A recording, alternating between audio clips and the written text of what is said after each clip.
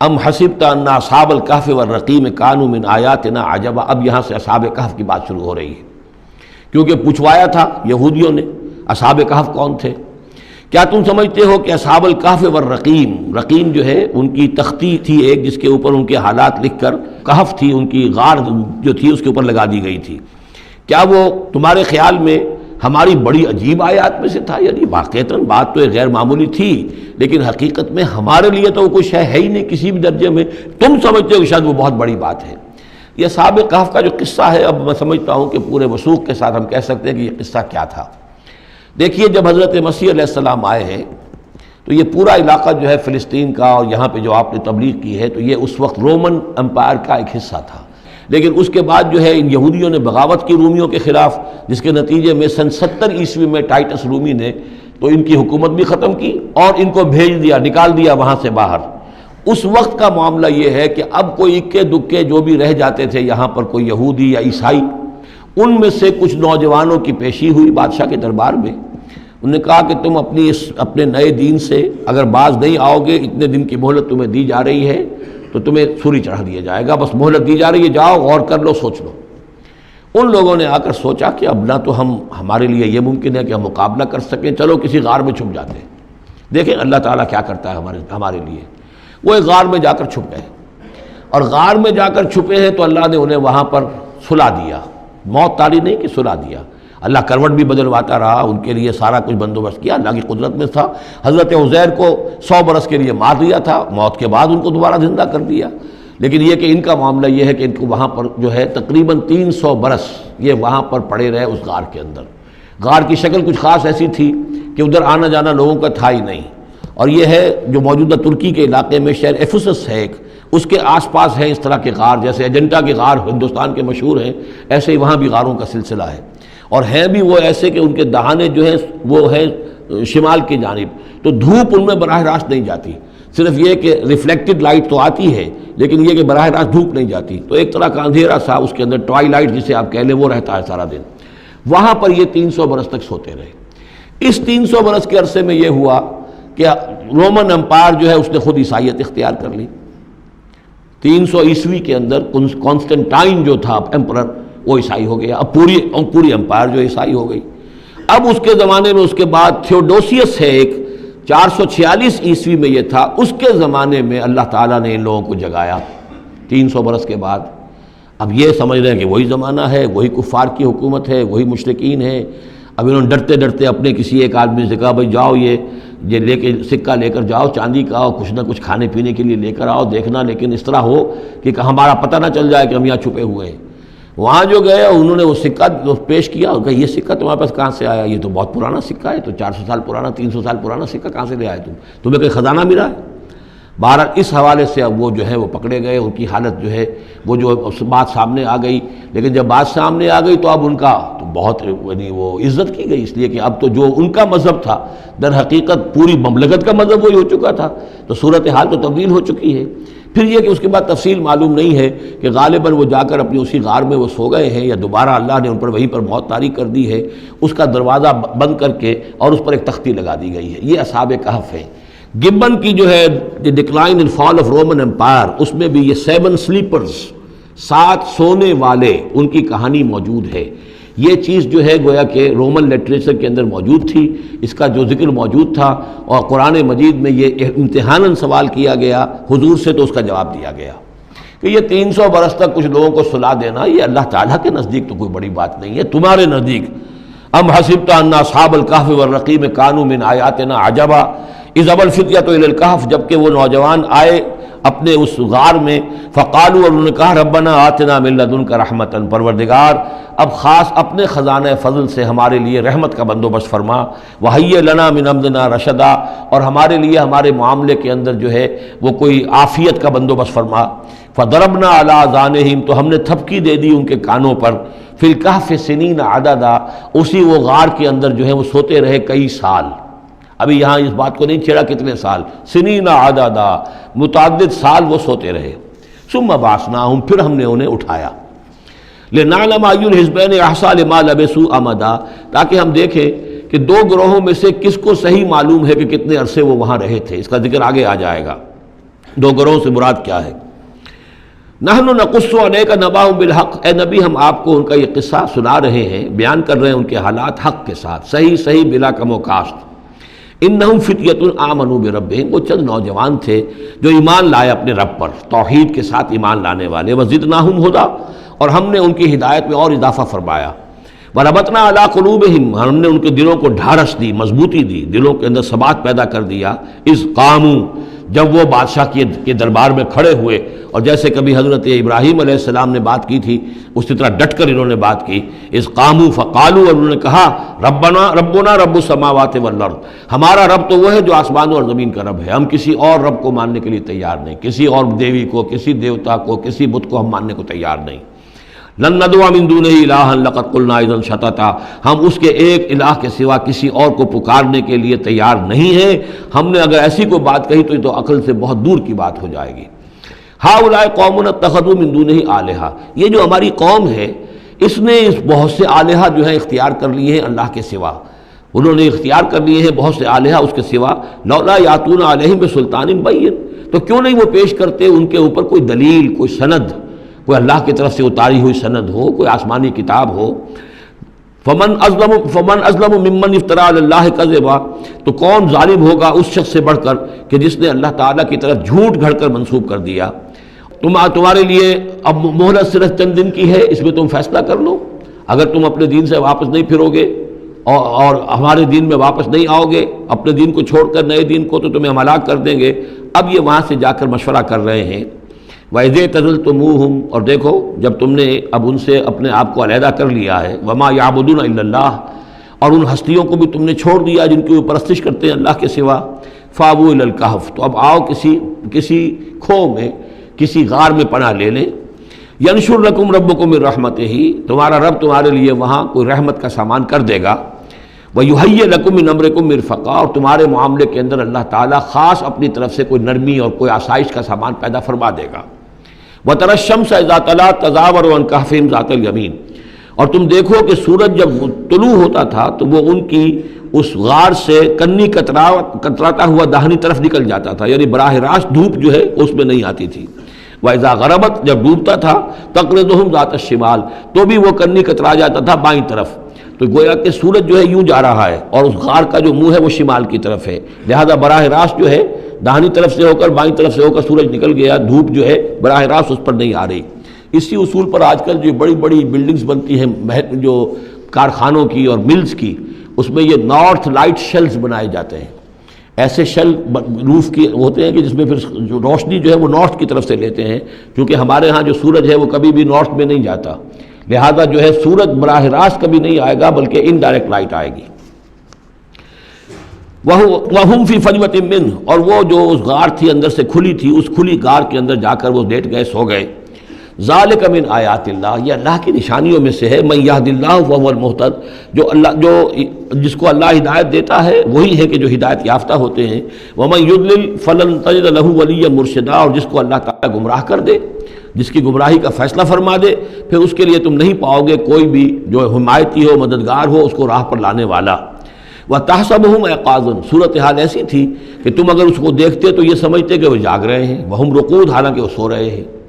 وَنُقَلِّبُهُمْ ذَاتَ الْيَمِينِ وَذَاتَ الشِّمَالِ، ہم ان کو کروٹیں بھی دلواتے رہے، داہنی طرف بھی بائیں طرف بھی، تاکہ یہ کہ وہ بیڈ سورز نہ ہو جائیں، ہم جدید اصطلاح میں اگر استعمال کریں تو کروٹ بھی دلوا رہا ہے اللہ تعالیٰ۔ اللہ تعالیٰ کو ہر قدرت حاصل ہے، اس کے فرشتے معمور ہیں جو کر رہے ہیں، نرسنگ بھی ہو رہی ہے۔ ذات الشمال وکلبہم باسط ذراعیہ بالوسید، ان کا ایک کتا بھی تھا جو اپنے دونوں ہاتھ پھیلا کر، دونوں اگلے جو ہے پاؤں جو ہاتھ اس کو سمجھیے، وہ اس کے کوئی بہت ہی خونخوار قسم کا کتا تھا جو اس غار کے منہ پر اپنے دونوں ہاتھ پنجے آگے پھیلا کر بیٹھا ہوا ہے زور سے۔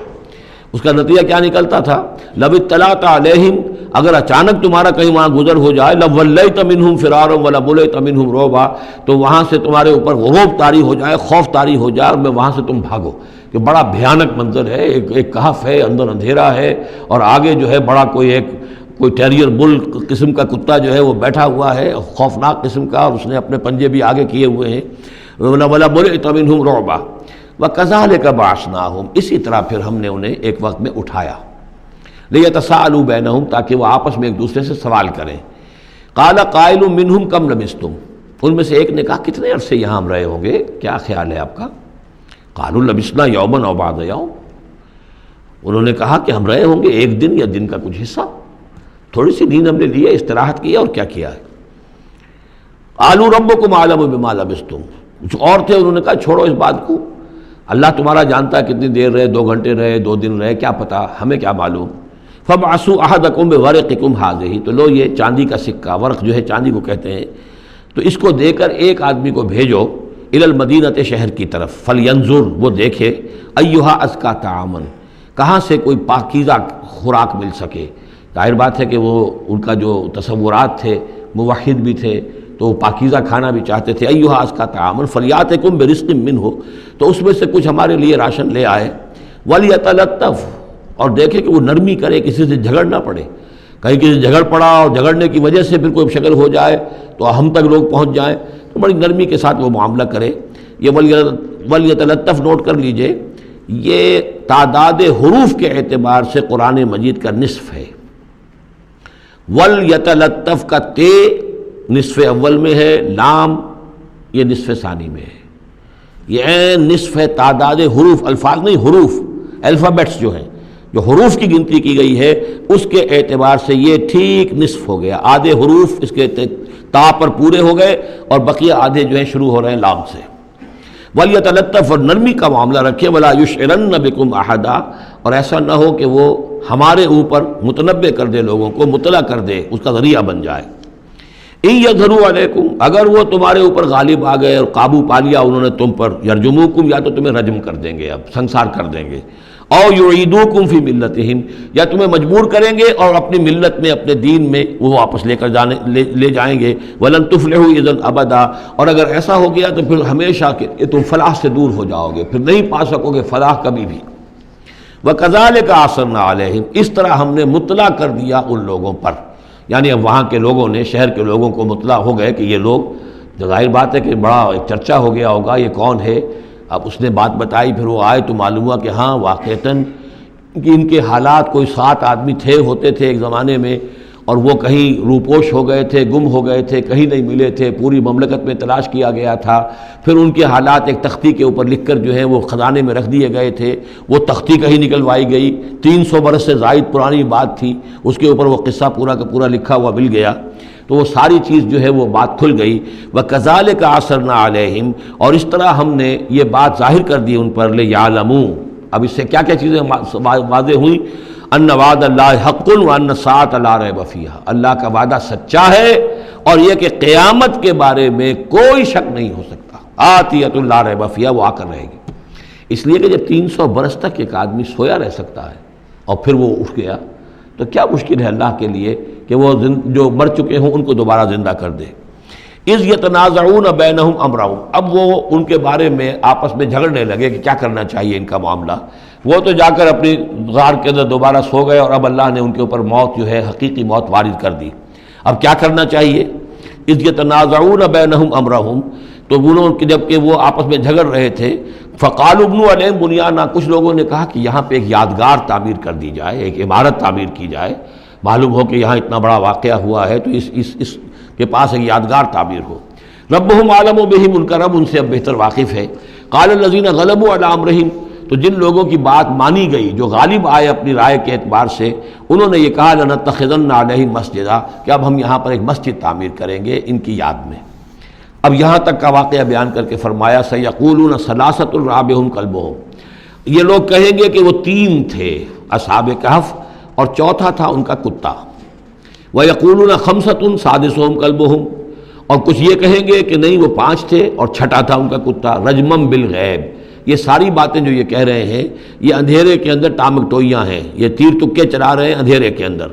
وَيَقُولُونَ سَبْعَةٌ وَثَامِنُهُمْ كَلْبُهُمْ، اور ان میں سے کچھ وہ بھی ہیں جو کہتے ہیں کہ وہ 7 تھے اور 8واں ان کا کتا تھا۔ قُلْ رَبِّي أَعْلَمُ بِعِدَّتِهِمْ، کہہ دیجئے کہ میرا رب زیادہ بہتر جانتا ہے کہ ان کی تعداد کتنی تھی، مَا يَعْلَمُهُمْ إِلَّا قَلِيلٌ، نہیں جانتے اس چیز کو مگر بہت کم لوگ۔ یہاں قرآن مجید نے صراحت تو نہیں کی، لیکن مفسرین کا کہنا یہ ہے کہ بٹوین دی لائن بتا دیا کہ یہی رائے صحیح ہے، اس لیے کہ ثلاثۃ رابعہم کلبہم، خمسۃ سادسہم کلبہم، درمیان میں واو نہیں ہے، لیکن سبعۃ وثامنہم کلبہم اس کے اندر جو ہے زور ہے۔ دوسرا یہ کہ جب وہ جاگے تھے تو ایک نے سوال کیا تھا کتنے دن ہم رہے ہوں گے،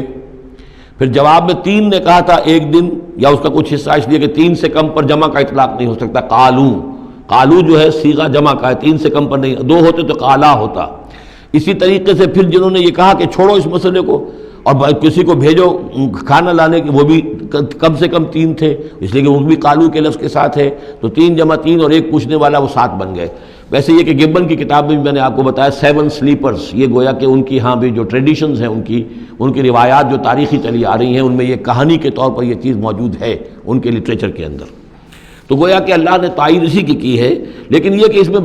اس میں جھگڑنے کی ضرورت کیا ہے؟ فلا تمہارے فیہم الا مران ظاہرا، تو اس معاملے کے اندر اے نبی آپ ان سے کچھ زیادہ جھگڑیے مت، ولا تستفت فیہم منہم احدا، اور نہ ہی ان چیزوں کے بارے میں ان میں سے کسی سے پوچھیے، اس لیے کہ یہ چیزیں ایسی نہیں ہیں، اسی میں ہمارے لیے ہدایت ہے۔ جو چیز دینی اعتبار سے اہم نہ ہو، اور جو خاص طور پر جو ہمارے لیے جو اصل مسئلہ اس وقت ہے اقامت دین کی جد و جہد، اصل مسئلہ، اس کے اعتبار سے جس کی اہمیت نہ ہو، اس کے بارے میں زیادہ چھان بین کرنا، زیادہ بحث و نظام میں پڑھنا جو ہے وقت ضائع کرنا ہے، بلکہ وہ اپنی اس جد و جہد کو نقصان پہنچانے والی بات ہے۔ فلا تمہارے فیہم الا مران ظاہرا ولا تستفت فیہم منہم احدا ولا تقولن لشیء، یہ بہت اہم واقعہ آ رہا ہے یہاں۔ اس واقعے میں حضور صلی اللہ علیہ وسلم سے ایک سہو ہو گیا تھا۔ جب یہ سوالات کیے گئے تو حضور نے فرمایا ٹھیک ہے میں اس کا جواب دے دوں گا، تم آنا، اور یہ کہ انشاءاللہ نہیں کہا، کل تم آنا میں تمہیں جواب دے دوں گا، انشاءاللہ نہیں کہا، صاف ہو گیا، غلطی ہو گئی۔ لیکن یہ کہ اللہ تعالیٰ نے جن کے جتنے رتبے بلند ہوتے ہیں پھر ان کی سختی بھی اتنی ہوتی ہے، جن کے رتبے ہیں سوا ان کی سوا مشکل ہے۔ ہم عام طور پر یہ باتیں کہتے رہتے ہیں ہمارے لیے اللہ نے کیا گرفت کرنی ہے کہ ان کی کوئی حیثیت نہیں، کوئی مقام ہی نہیں، لیکن یہ کہ جو بلند مقام والا ہو اور وہ بغیر انشاءاللہ کہہ دے کہ کل یہ ہو جائے گا اور انشاءاللہ نہ کہے تو اس پر پھر گرفت ہو گئی۔ تو حضور کی کئی دن گزر گئے کہ جبرائیل نہیں آئے اور آپ کے لیے پھر ایک مشکل پیدا ہو گئی، گویا کہ مخالفین نے تالیاں پیٹ دی ہوگی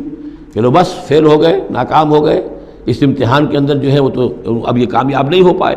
اس کے بعد جبرائیل آئے، یہ واقعات بھی لے آئے، ساتھ ہی یہ ہدایت بھی لائے۔ وَلَا تَقُولَنَّ لِشَيْءٍ إِنِّي فَاعِلٌ ذَلِكَ غَدًا، دیکھیے کبھی نہ یہ کہیے گا کہ یہ کام میں کل ضرور کر دوں گا، إِلَّا أَن يَشَاءَ اللَّهُ، مگر اس استثناء کے ساتھ اگر اللہ نے چاہا۔ یہ ہماری تہذیب کے اب یوں سمجھیے کہ کچھ کلمات ہیں سماجی، ہمارے ثقافت کے، ان کے اندر جو ہے توحید کی روح جو ہے وہ کوٹ کوٹ کر بھری ہوئی ہے۔ کوئی اچھا منظر دیکھا سبحان اللہ، یعنی یہ کہ اس منظر میں کچھ نہیں ہے، اصل میں حسن اللہ کا ہے۔ پھول دیکھا سبحان اللہ، پھول کی تعریف نہیں کر رہے ہیں، اب بنانے والے کی تعریف ہے جس نے اتنا عمدہ پھول بنایا ہے۔ کوئی آپ کو کوئی تکلیف رفع ہوئی، کوئی ضرورت پوری ہوئی الحمدللہ، بھوک لگی ہوئی تو کھانا کھایا الحمدللہ، تعریف اللہ کے لیے ہے۔ کوئی چیز آپ اپنے گھر میں داخل ہوئے، منظر اچھا لگا، بچے کھیل رہے ہیں، بڑا اچھا ماحول ہے، کہیے ماشاء اللہ جو اللہ کو پسند ہے، یہ جو کچھ ہے وہ اللہ کی مشیت سے ہے، یہ کوئی میری صلاحیت سے میری قوت سے تو نہیں ہے۔ اسی طرح سے کوئی کام کرنا انشاءاللہ، میں یہ کام کرنا تو چاہتا ہوں، ارادہ تو ہے، لیکن ظاہر بات ہے کہ اللہ تعالیٰ کی مشیت کے بغیر، اللہ کی مرضی اور اذن کے بغیر تو نہیں ہو سکتا۔ تو یہ بھی گویا کہ، اور یہ سارے کلمات اس صورت میں آپ کو مل جائیں گے، ماشاءاللہ، انشاءاللہ، اور اس سے پہلے ہم الحمدللہ سے شروع کر چکے ہیں۔ الحمدللہ الذی انزل علی عبدہ الکتاب ولم یجعل لہ عوجا ولا تقولن لشیء انی فاعل ذلک غدا الا ان یشاء اللہ واذکر ربک اذا نسیت، اور اپنے رب کو یاد کر لیا کیجئے جب آپ بھول جائیں، یعنی یہ کہ اگر کسی وقت بھول جائیں تو پھر جب یاد آ جائے وَاذْكُرْ رَبَّكَ، تو پھر اللہ تعالیٰ کی طرف دھیان لگائیے۔ وَقُلْ عَسَىٰ أَن يَهْدِيَنِي رَبِّي لِأَقْرَبَ مِنْ هَٰذَا رَشَدًا، اور کہیے کہ ہو سکتا ہے کہ میرا رب اس معاملے میں اس سے بہتر راہ کی طرف میری رہنمائی کر دے، یعنی میں یہ کیوں کہوں کہ یہ کام میں کروں گا، ہو سکتا ہے اللہ تعالیٰ جو ہے اس سے بہتر کوئی صورتحال پیدا کر دے۔ لہذا اس معاملے کے اندر بھی کوئی زیادہ جازم ہو جانا نہیں چاہیے، بلکہ معاملات کو تفویض الامر الی اللہ، سپردم بتو مایا خیشرا تو دانی حساب کم و بیشرا، تو اس طریقے سے انسان جو ہے اللہ تعالیٰ کے حوالے کیے رکھے۔ وَلَبِثُوا فِي كَهْفِهِمْ ثَلَاثَ مِائَةٍ سِنِينَ وَازْدَادُوا تِسْعًا، اور وہ رہے اپنی اس غار میں 300 برس اور اس کے اوپر 9 سال۔ اس کی تعبیر کیا ہے؟ شمسی حساب سے 300 برس،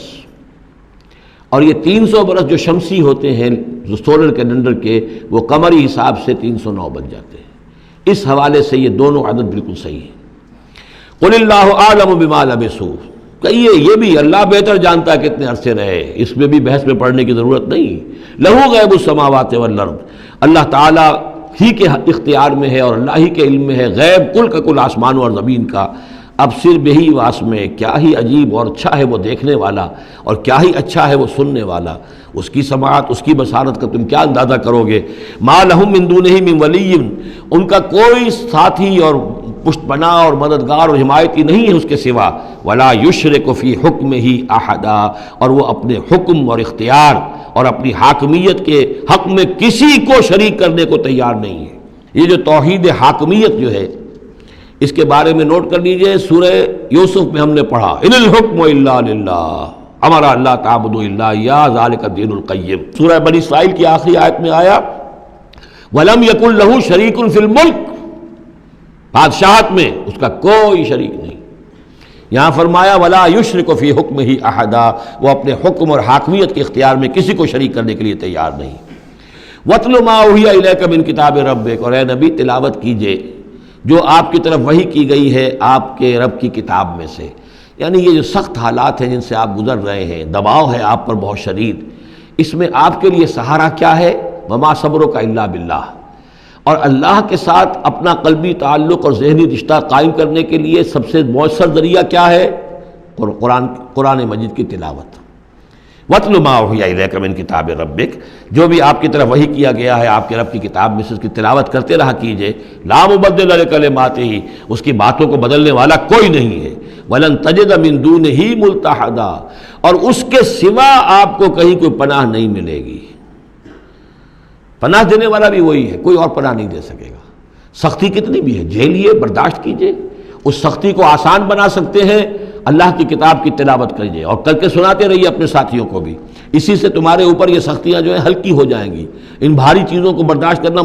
آسان ہو جائے گا۔ لیکن جان لیجئے پناہ ملے گی تو اللہ کے دامن میں۔ لن تجد من دونہ ملتحدا واصبر نفسک مع الذین یدعون ربہم بالغداۃ والعشی، اور اپنے آپ کو روکے رکھیے اور صبر کیجئے ان لوگوں کے ساتھ جو اپنے رب کو پکارتے ہیں صبح و شام۔ یہ اگرچہ غرباء میں سے ہیں، یہ بلال ہیں، یہ عبداللہ ابن ام مکتوم ہیں، یہ نابینا ہیں، یہ ابو فقی ہیں، یہ غلام ہیں، یہ عمار ہیں، اور یہ اسی طریقے سے خباب ہیں، لوہار ہیں۔ یہ لوگ جو ہیں آپ ان کی اس رفاقت کو غنیمت سمجھیے۔ وَاصْبِرْ نَفْسَكَ مَعَ الَّذِينَ يَدْعُونَ رَبَّهُمْ بِالْغَدَاةِ وَالْعَشِيِّ يُرِيدُونَ وَجْهَهُ، وہ اللہ کی رضا کے طالب ہیں، طلبگار ہیں، اللہ سے محبت کرنے والے ہیں۔ وَلَا تَعْدُ عَيْنَاكَ عَنْهُمْ، اور دیکھیے آپ کی نگاہیں ان سے ہٹ کر ادھر نہ جائیں جن کے پاس دولت ہے۔ انہم ترید زینت الحیات الدنیا، کہیں آپ کی نگاہ ادھر نہ جائے جہاں زیبائش ہے، آرائش ہے، دنیا کی چمک دمک ہے، دولت ہے۔ آپ ولید بن مغیرہ کی طرف تو متوجہ ہوں اور عبداللہ ابن ام مکتوم کی جانب نہ ہو، معاذ اللہ ایسا نہ کیجیے۔ یہ بالکل وہی بات ہے جو ہم سورہ ہجر میں بھی پڑھ چکے ہیں، وَلَا تَمُدَّنَّ عَيْنَيْكَ إِلَىٰ مَا مَتَّعْنَا بِهِ أَزْوَاجًا مِّنْهُمْ زَهْرَةَ الْحَيَاةِ الدُّنْيَا،